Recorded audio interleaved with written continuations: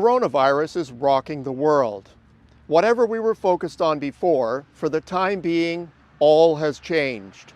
Talk of trade policy, global slowdown and recession, labor shortages, the lack of saving, technological displacement, even climate change, among many others. Each has taken a back seat to the novel coronavirus, or COVID-19. We're all witness to the devastating consequences it's having on human life. At the same time, people around the world are wondering what it's doing to their livelihood. How is COVID-19 affecting the global economy? And what is the outlook for near-term growth? Unlike many major economic events, no one saw this coming. Mid-December brought significant progress on the United States-China trade impasse, on Brexit, and on the Canada-United States-Mexico agreement.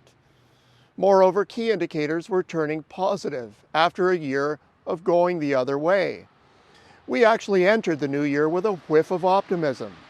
But that all changed in mid-January when it became clear that there was a serious health issue unfolding in China. In fact, the onset was so abrupt there was no time to prepare. Simply put, containment measures are essential to stopping the virus, but they are simultaneously forcing the global economy into recession. The pattern started in China, and the second wave has now spread everywhere else. As we now watch economic activity melt, two questions are paramount. How deep will the drop in activity be? And second, how long will it last? Many are asking if this is a repeat of 2008, 2009.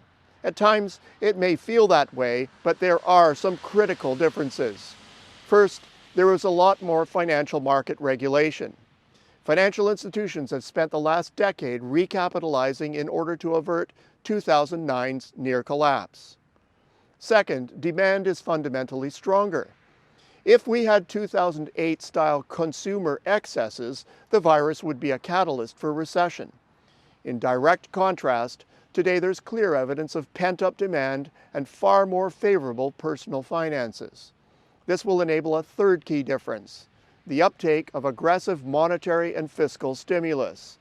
In 2009, aggressive policy measures were like trying to light a pile of rain-drenched wood. By comparison, this time the pile is tinder dry.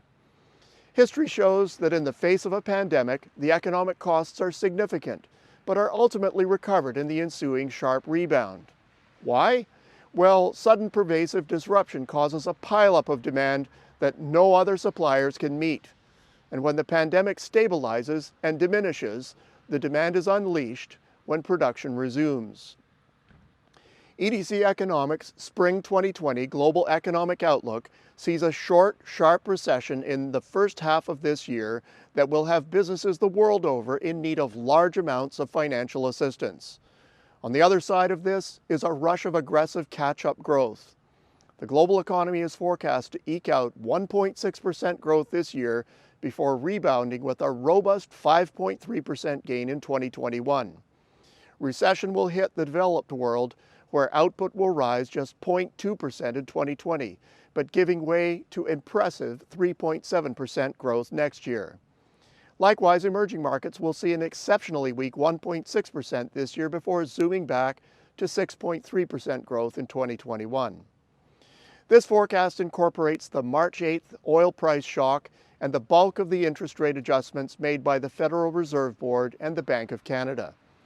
We expect crude oil prices to average just under $39 this year, and for other commodity prices to also have a rough year.